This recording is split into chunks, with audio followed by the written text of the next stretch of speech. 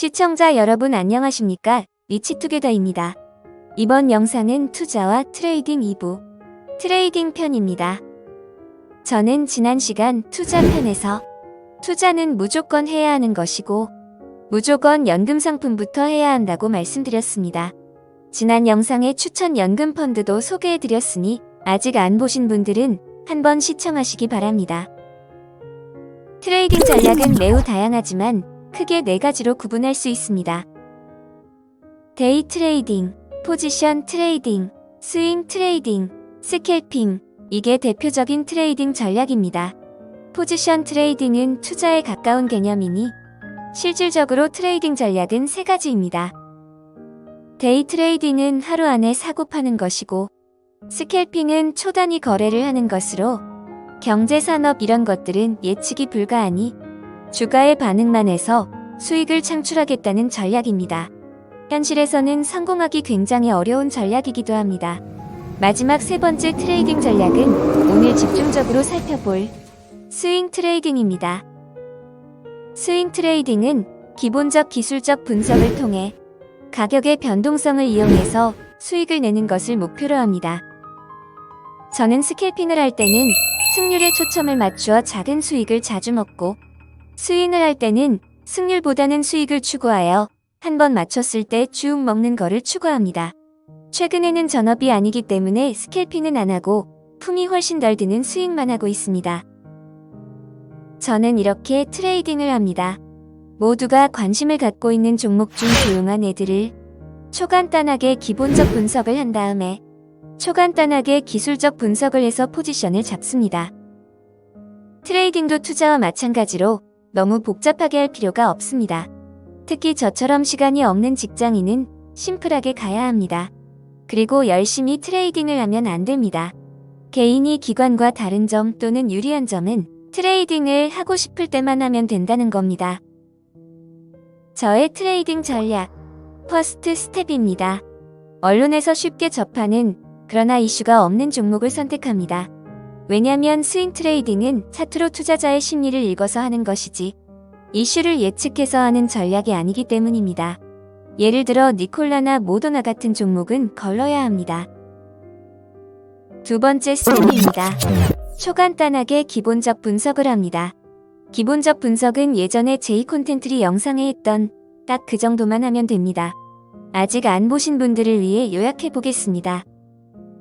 뭐 하는 회사인지, 오너는 누구인지, 돈은 버는지, 투자자들의 관심이 높아지고 있는지, 잘 만든 펀드가 투자 중인지, 기본적 분석은 딱 이 정도만 하면 됩니다. 그러나 꼭 거쳐야 하는 과정입니다. 그래야 트레이딩 시에 심리적 안정을 가질 수 있습니다. 트레이딩에서는 심리가 중요합니다. 여담으로 제이 콘텐트리 영상의 결론은 애매하다, 일단 지켜보자였는데 주가는 당시 33,100원에서 29,300원으로 떨어진 상황입니다. 다시 말씀드리지만 애매하면 안 하면 됩니다.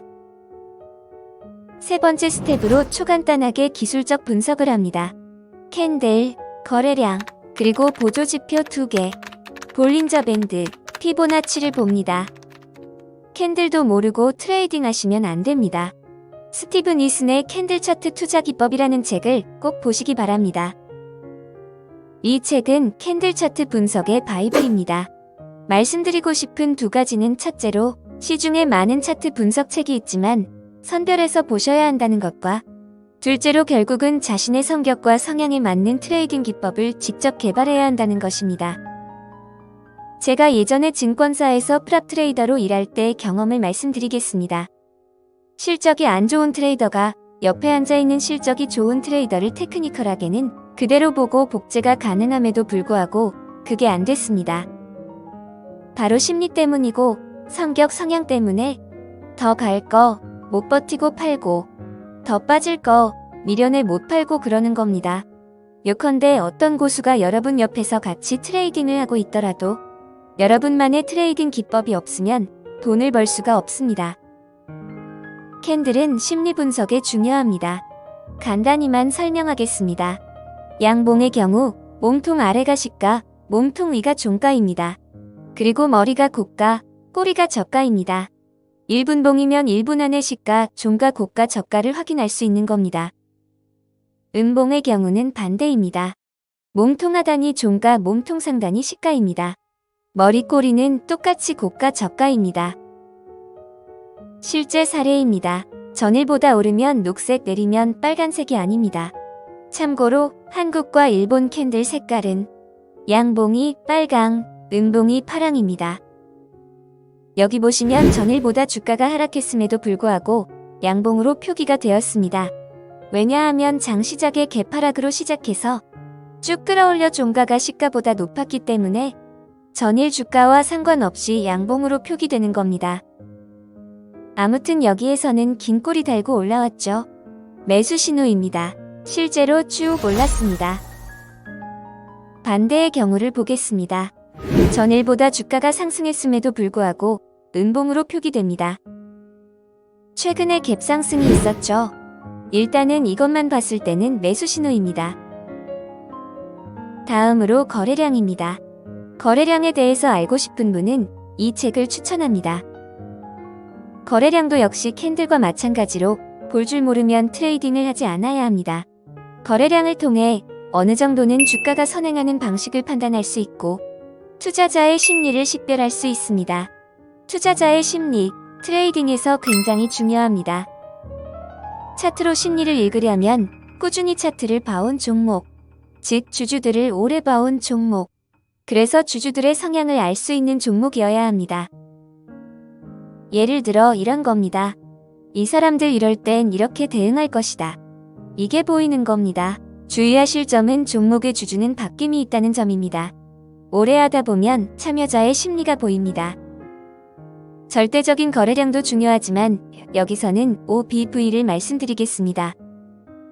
OBV는 온 밸런스 볼륨으로 거래량 지표입니다. 주가가 오른 날의 거래량은 더해주고 내린 날의 거래량은 빼준 값입니다.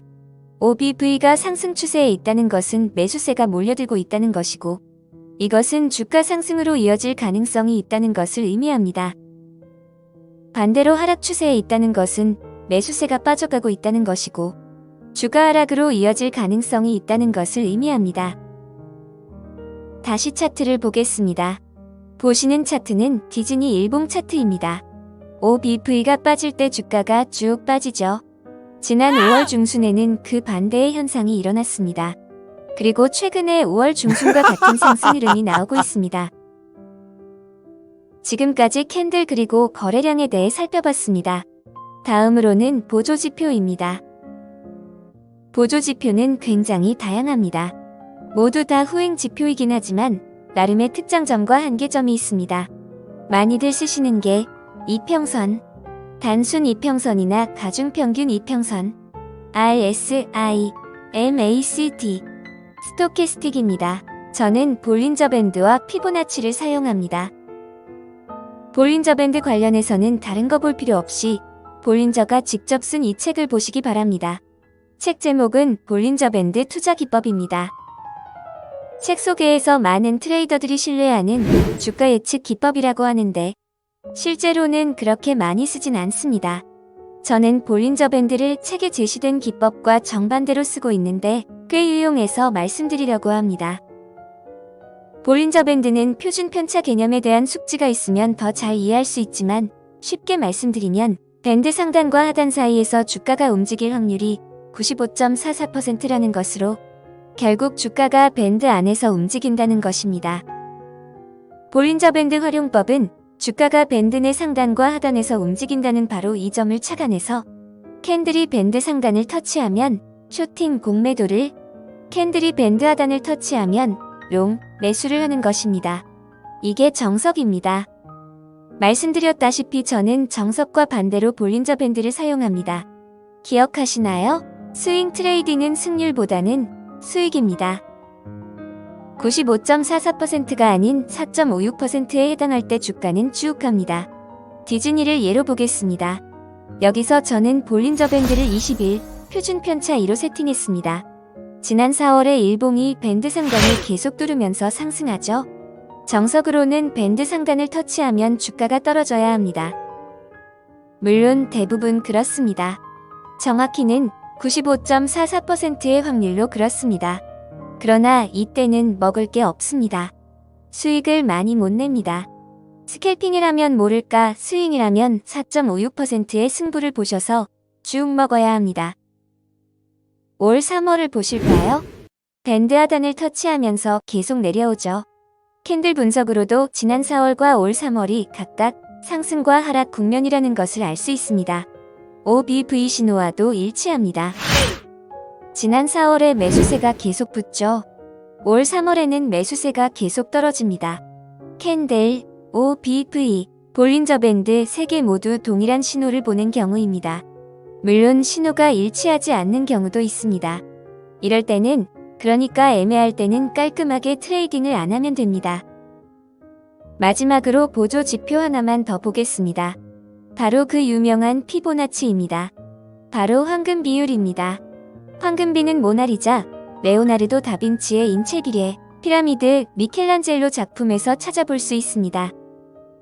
우리 일상에서는 신용카드와 담뱃값, A4용지 가로 세로 비율에서 황금비를 찾아볼 수 있습니다.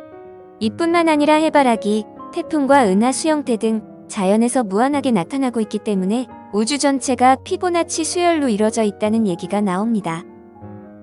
수열을 간단히만 보겠습니다. 첫 번째 행은 1부터 시작해서 그 윗열의 숫자를 더해주면서 내려가는 겁니다. 예를 들어 첫 줄은 1, 두 번째 줄은 0 더하기 1에서 1, 세 번째 줄은 1 더하기 1에서 2, 이런 식으로 내려가는 겁니다. 두 번째 행은 윗열의 숫자를 해당 열의 숫자를 나눠준 값입니다. 네 번째 행은 한 열씩 건너뛰어서 나눠준 값이고 마지막 행은 두 열씩 건너뛰고 나눠준 값입니다.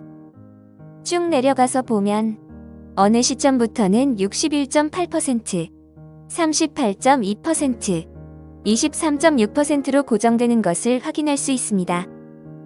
실제 활용 사례입니다. 역시 디즈니 일봉 차트로 보여드리겠습니다.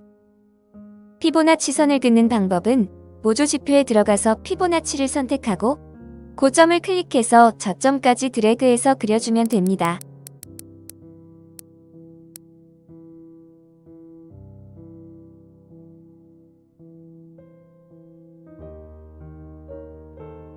그러면 저점이 0, 고점이 100으로 표기됩니다. 이렇게 그려놓으면 상승 여력, 추세 지속 여부를 파악할 수 있습니다. 다시 말해 목표치 설정에 도움이 된다는 것입니다. 개인적으로는 상단이 열려있는 61.8%를 확실히 뚫고 올라갔을 때 바이앤홀딩을 사용합니다. 자, 이렇게 보조 지표까지 기술적 분석을 알아봤습니다. 보조 지표는 보조일 뿐입니다. 기본은 캔들과 거래량이라는 점을 다시 한번 말씀드립니다. 복습하면 모두가 관심을 갖고 있는 종목 중 조용한 애들을 기본적 분석과 기술적 분석을 해서 포지션을 잡으면 됩니다. 두 줄 요약입니다. 소액으로 다양한 연습을 해보세요. 나에게 맞는 내 성격과 성향에 맞는 트레이딩 방법을 찾게 되실 겁니다. 마지막으로 한 말씀만 드리고 영상을 마무리하겠습니다. 트레이딩은 리스크 테이커가 하는 것입니다. 지금까지 모두가 부자 되는 방송 리치투게더 TV였습니다.